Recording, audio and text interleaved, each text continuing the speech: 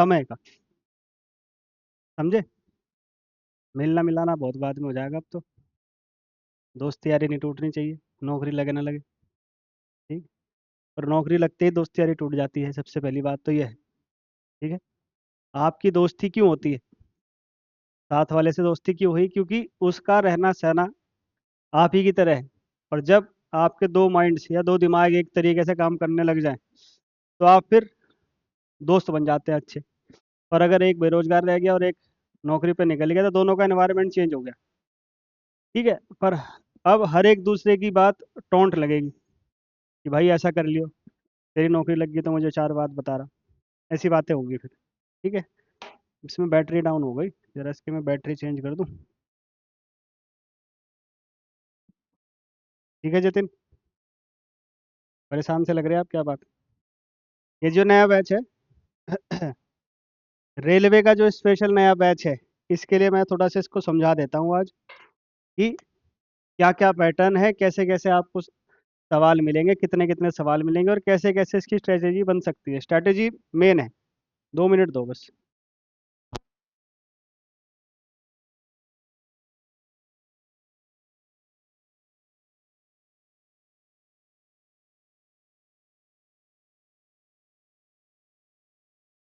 Hello, आ रही होगी आवाज़? ठीक है।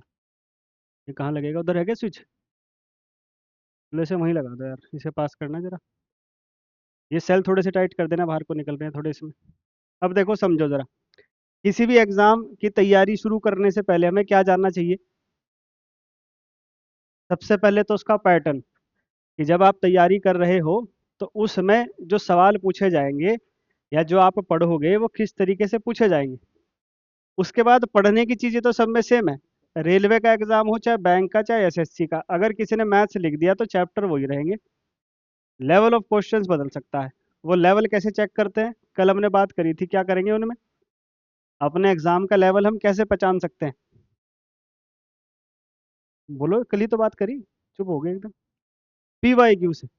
पिछले वर्षों में आए हुए सवाल हर एक एग्जाम के अगर वो आप कर ले गए, तो ये मान के चलो कि आपका लेवल वो रीच हो गया। और वो सारे सवाल अगर कर पा रहे हो, तो इसका मतलब अब आपकी तैयारी सही चल रही। फिर थोड़े बहुत मॉक टेस्ट देते रहो, प्रैक्टिस सेट करते रहो, इतना ही काम है, कुछ नया कुछ है नहीं। कितनी भीड़ फॉर्म भरेगी, 1 करोड़ भरेंगे या 50 लाख भरेंगे, उससे आपको कोई मतलब नहीं होना चाहिए। कंपटीशन, कंपटीशन में मुझे सिर्फ मतलब है किससे? अपने आप से, मेरे सिलेबस से, और जो कट ऑफ थी लास्ट टाइम की उससे। रेलवे या एसएससी जैसे जो एग्जाम्स होते हैं, वो अलग हैं किन से? उत्तराखंड एसआई, या फिर एसआई के एग्जाम से, या फिर और कौन से एग्जाम बोल दें हम, बैंक के एग्जाम से। क्यों? आप बैंक के एग्जाम में चाहे फर्स्ट आओ चाहे लास्ट आओ, क्लर्क ही बनोगे। आप बैंक के एग्जाम में फर्स्ट आओ चाहे लास्ट आओ, पीओ ही बनोगे। और एसएससी रेलवे वगैरह में क्या होता है? आपको प्रेफरेंस सेट करनी पड़ती, कि अगर आप एक अच्छे कैंडिडेट हो और आपके नंबर बढ़िया आ गए, तो आपको मनपसंद नौकरी मिल सकती। ठीक है। वहाँ दिक्कत क्या रहती है? कि मान लो आपने एक अच्छी तैयारी करी और आपने एक पोस्ट चुनी, और फिर नौकरी करने के बाद मज़ा नहीं आ रहा, तो फिर जिंदगी भर मलाल ये रहेगा कि यार नंबर भी अच्छे आए थे, पर काश मैं दूसरी नौकरी चुन लेता। स्टेशन मास्टर से ज़्यादा मज़े तो गुड्स गार्ड्स कर रहा है, उसे ऊपर की तनख्वाह भी मिल रही है। गुड्स गार्ड्स कहेगा मुझे तो ट्रेन में धक्के खाने पड़ रहे हैं, इससे बढ़िया तो मैं स्टेशन मास्टर ही बन जाता। ये सारी चीज़ें, तो इसमें बहुत सा दिमाग लगाना पड़ता है हमें। ठीक है। अब इसका पैटर्न समझो जरा पहले तो। पैटर्न क्या है? ये है इसका बेसिक सा पैटर्न, दिख रहा होगा स्क्रीन पर भी। क्या कह रहा है पैटर्न? कि दो टीयर में एग्जाम होगा, टीयर 1 और टीयर 2। जो सीबीटी 1 होगा, सीबीटी क्या होता है? कंप्यूटर बेस्ड टेस्ट, यानी ऑनलाइन वहां जाके बैठ के कंप्यूटर पे क्वेश्चंस करने पड़ेंगे। तो जो ये कंप्यूटर बेस्ड टेस्ट है, इसमें 3 सेक्शन आने वाले हैं आपके पास। एक तो रीजनिंग का, एक जनरल अवेयरनेस का, और एक क्वांटिटेटिव एप्टीट्यूड, जिसे हम मैथ्स बोलते हैं। कहीं भी ये मैथ्स के नाम से नहीं आता, किसके नाम से आता है? क्वांटिटेटिव एप्टीट्यूड के नाम से आता है। 30 सवाल रीजनिंग के, 30 सवाल मैथ्स के, और 40 सवाल। तो टोटल कितने सवाल हुए? 100 सवाल हो गए। और इन 100 सवालों के कितने मार्क्स हैं? 100 मार्क्स हैं। नेगेटिव मार्किंग इसमें कितनी है? 1/3, यानी कि एक सवाल या 3 सवाल पर एक सवाल कम हो जाएगा आपका, इतनी सी बात है। अब देखो ज़रा, 30 सवाल कितने मार्क्स के हैं? 30। 40 सवाल कितने मार्क्स के हैं? 40। और ये भी 30-30। सीबीटी 1 की कट ऑफ ज़्यादा जाने का क्या कारण है? केवल एकमात्र कारण है, क्या? ये 90 मिनट। कंपटीशन में जब आपको समय ज़्यादा मिल जाएगा तो आप फिर ज़्यादा क्वेश्चन अटेम्प्ट कर पाओगे। यही चीज़ जब एसएससी में आती है तो ये मिनट घट के कितने हो जाते हैं? 60। और 100 सवाल हो जाते हैं। ठीक है, 25-25-25-25 करके। और जैसे ही आधा घंटा कम हुआ तो वहाँ कट ऑफ भी नीचे आती है और कंपटीशन भी थोड़ा सा सही हो जाता है।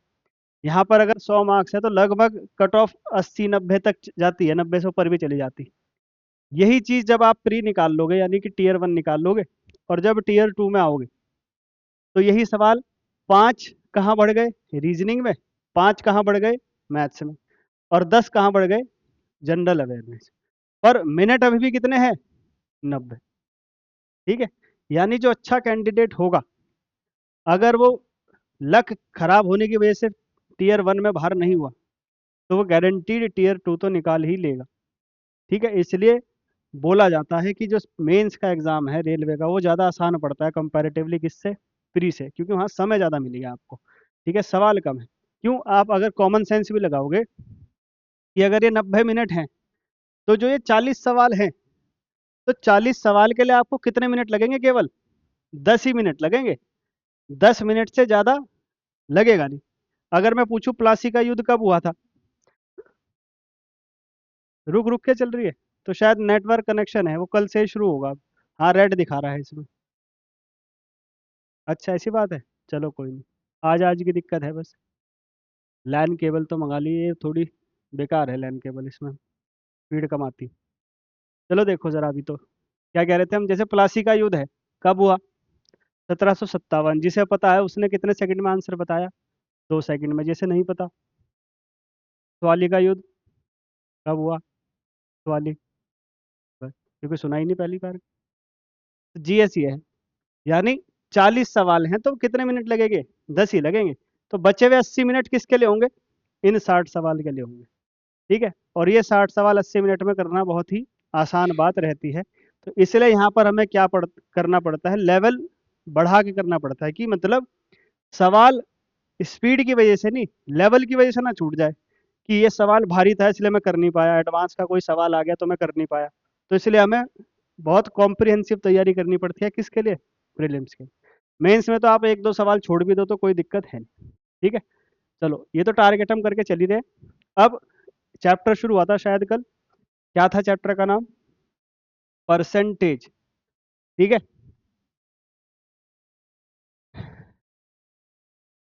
इस पर आओ जरा। कल हमने बेसिक सी बातें पढ़ी थी, कुछ फ्रैक्शंस के बारे में जान रहे थे। ठीक है, तो फ्रैक्शंस के बारे में जो जाना हमने वो क्या था? फ्रैक्शंस के बारे में जब जाना, अर्पित एक काम कर दो जरा, जो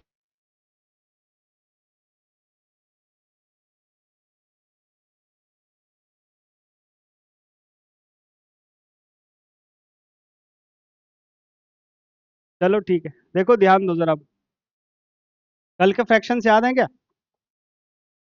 कुछ कुछ याद है, बाकी का क्या रहा? धीरे धीरे होंगे। कितनी धीरे? समय लगता है, मतलब 8-9 साल। 1/8 कितने के बराबर हो गया? है 12.5% के बराबर हो गया, 1/8। बहुत बढ़िया। 14.28% किसके बराबर हो गया? 1/7। बहुत बढ़िया। अगर आपसे पूछा जाए 16.67% किसके बराबर है? 1/6। और अगर कोई आपसे अचानक से पूछ ले 11.11%, 1/9। चलो मोटा मोटी तो आपको याद है, जो आपके पास वो बुक है वो देना मुझे, मैं प्रैक्टिस करवाऊंगा सारी। ठीक है, अब देखो जरा, 1/10 तक तो आप आ ही गए थे। 1/10 क्या था? 10%। ठीक है, अब देखो समझो, बेसिक क्वेश्चन क्या है, इस बात को समझना। 1/10 तक जब हम आ गए, इसको फटाफट अगर मैं लिखना चाहूँ तो 1 बराबर 100% था और 1/2 बराबर 50%। मान लो जो आज आए हूँ उन्हें कोई कन्फ्यूजन ना रहे। 1/3 क्या था? 33 1/3%, या फिर 33.33%। 1/4 किसके बराबर? 25% के। और 1/5 किसके बराबर? 20% के। बहुत बढ़िया। 1/6 किसके बराबर था? 16 सहित 2/3 बोल दो चाहे तो, और चाहे 16.67% बोल दो। 1/7 14 सहित 2/7 बोल दो, या फिर 14.28% बोल दो।